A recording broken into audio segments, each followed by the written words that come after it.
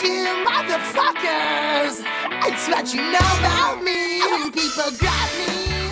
So for more Gruv Media, I'm Cayle Campbell here, freshly off a very epic hangover from the video shoot for their latest video, Let's Get Fucked Up. It's the Johnstones. Woo! What up? And they're very comfortable, as you can see. How are you guys feeling after that hangover? You guys recovered well? You guys want a Gatorade or anything? We got water. Oh, good. Awesome. Set, ready to go. So this video, I have to say, is in definite classic Johnstone style. And it was definitely out of the ordinary. And what was the biggest difference in making this video? What was the least different? And how overall was it, the process, compared to everything else you guys have done? We like what you saw was actually what happened. We literally just got super smashed. Like, you can see all the lights in the thing, so there wasn't any like, oh, make sure the shot's lit better. It's like, you know, we just actually were getting smashed and filming it.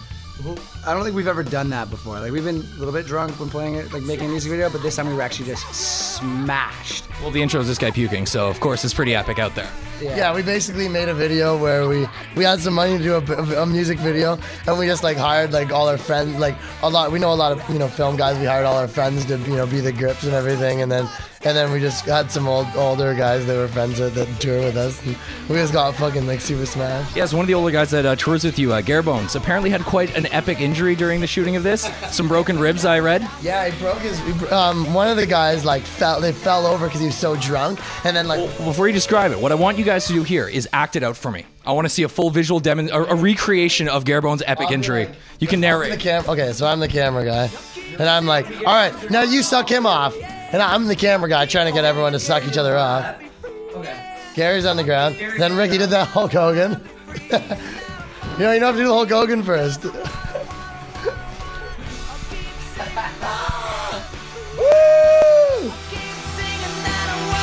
Oh, my ribs! Oh my God, I'm such a little girl! Oh, take me to the hospital! Oh, shut up, Gary. And then Ricky passed out for the rest of the video. We actually have, like, if you watch some of the shots, it's like there's a guy, and then some of them he's not there. It's because like he passed out, and we're like, get Ricky up, and then eventually we put him in a chair for like some of the shots, and then eventually he just like fell asleep, and we didn't have him in. That's what you get for bringing two 40-year-olds and getting them as drunk as you can onto a set, though. Lightweights.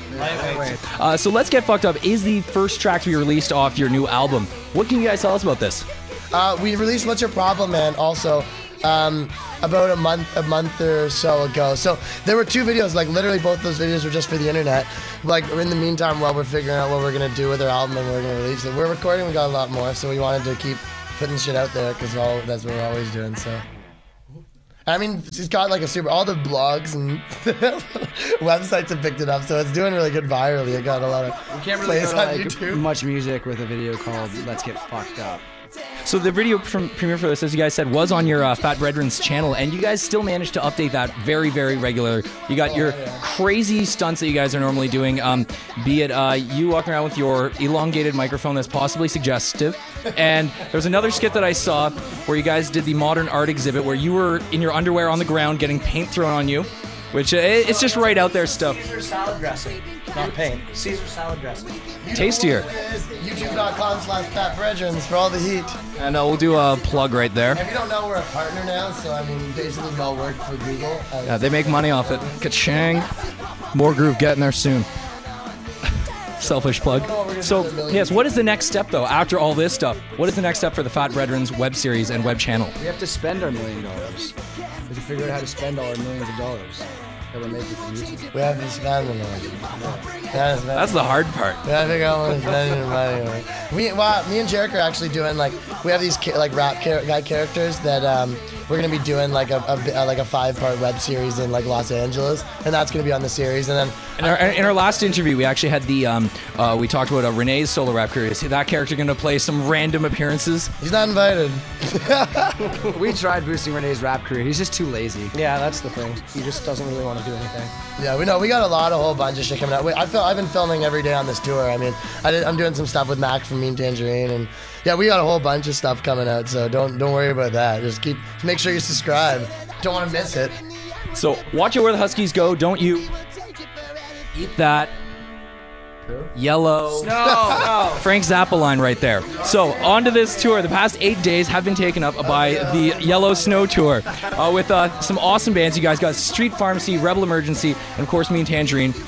how has this hectic schedule been treating you, and what is the overall band community on this tour? I just thought that I should, if the tour has been awesome, the Yellow Snow tour. There's one guy who worked really, really hard to sort of put the whole thing together, and I just like to, do a shout out to myself, Ryan Long, so for putting that tour together. Big ups to Ryan Long. Can we do an anti-shout out to all the guys from Mean Tangerine? Yeah, Fucking hate those guys. big anti-shout out to them. Yeah, he really hates them. We overcame adversity to make this like package tour happen that like no one really wanted to like kind of see it through, because like package tours it's hard money wise, and it's hard for like time sets and a million reasons, but I really want to do it because it's punk rock and tons of kids come out, and the turnouts have been insane.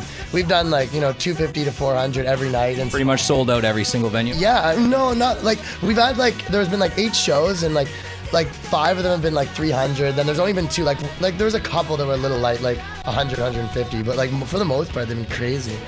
And like there's like 15 people that have followed the whole tour. They've actually been getting hotels in every city, and like this group, there's like 2 groups of people. There's like 15 of them, and every single show they've been at, so they haven't missed one. Fish.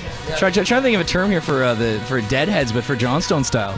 Yeah, I know Fish is the one band that always strikes me. Matthew Good, but all the hippie jam bands. Just Stone Boners. Stone Boners. There we go. Official people following this tour, the Stone Boners, the Yellow Snow Stone Boners. As mentioned, though, you guys have had Mean Tangerine on this tour, and so a lot of people, viewers out there, might know them from Much Music's disband. They are actually been taken under your wing, kind of, right? As I understand, you produced their album, and you've kind of taken them under your wing, helped them out a lot. What initially inspired you to kind of mentor these guys, and what was the single moment? You know what? I mean, Disband. they're sitting there. They look stupid. Their songs aren't very good. I mean, they've been told not to be a band ever again. Much Music told them to give up, so. No, this was. You know what? That was all before the. A bit of a harsh shutdown too. A couple years ago, I was sort of like working with them a lot. They're kind of doing their own thing now. I mean, those guys have tons of stuff going on. The new album's coming out. It's gonna be super dope. So. Can you tell me what the single moment where you were kind of like, oh, these kids are actually pretty cool? Yeah. Do you have a time machine? Since you guys still don't even know why you have them around, they're just there. Those guys are dope. Just They're like dope. except the exact hair mimic. Yeah, they've been, Stunt double. they've been killing it on this fucking tour. Honestly, and it's cool too because there's 4 bands and like everyone's actually coming for the whole thing. Like the shows are packed from the beginning to the end. It's like awesome. So Well, every single band on this definitely has quite a large, of course, in Southern Ontario, the ska, reggae. and we actually got to handpick the whole thing ourselves, and like to see it actually like kind of materialize to the point where we're actually doing it is fucking wicked. So while we're talking about bands you guys are connected to, a fellow Stomp label band has a challenge for you guys. I interviewed these guys a while ago. It is No. You guys actually have a full-out challenge. You guys said with the beatdown, you guys had a bit of a drinking and ping pong session. Am I right? Yeah. But I was playing like ping pong with these guys actually in the bar, and like she could see me or something. Like playing like pretty hardcore ping pong, and we lost, man. I'm still like mad at it. Like we have to take a revenge. All right. So I think that's a challenge to the Johnstones that the beatdown needs to do a rematch in some ping pong right there. Who's ready for that? Okay, so here's the challenge that's been issued. We're throwing on more groove spin here. Also, probably the exact direction the Johnstones would take it. A beer pong challenge. Do you accept? Let's do it. Yeah, that's the beatdown. They're gonna get a beatdown. What do you guys have to say to them? I have to say this about beer pong.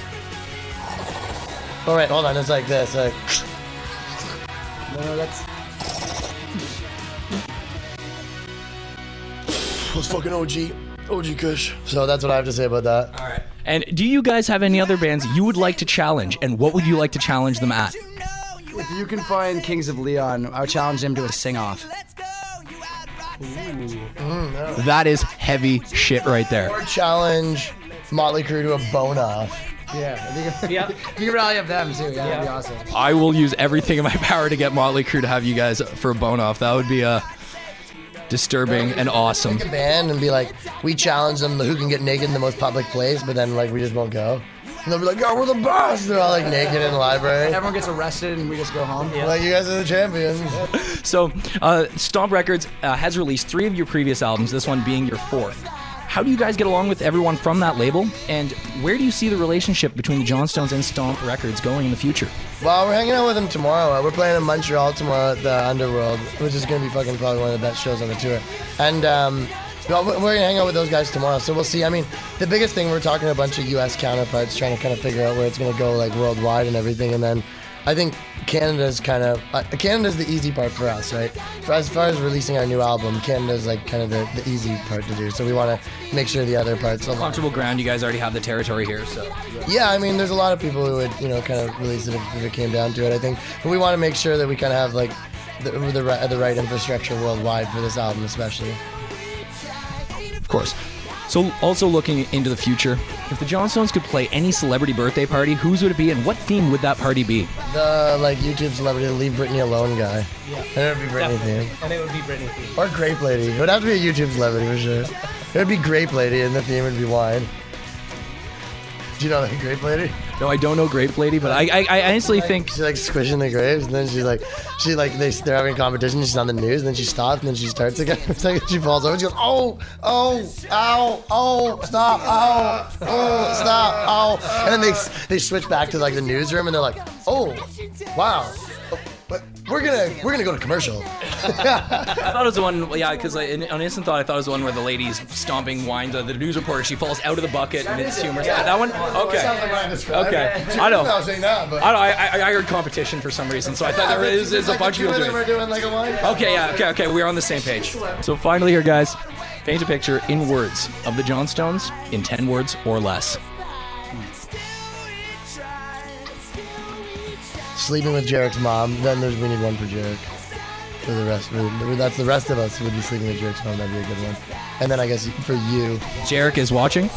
Watching Johnson sleeping with Jarek's mom for the rest of the 5, and then for me it's watching. So. Watching. It's 5 words. So nice. Go team. All right. So once again, Cayle Campbell here, signing out with the Johnstones for more Gruv.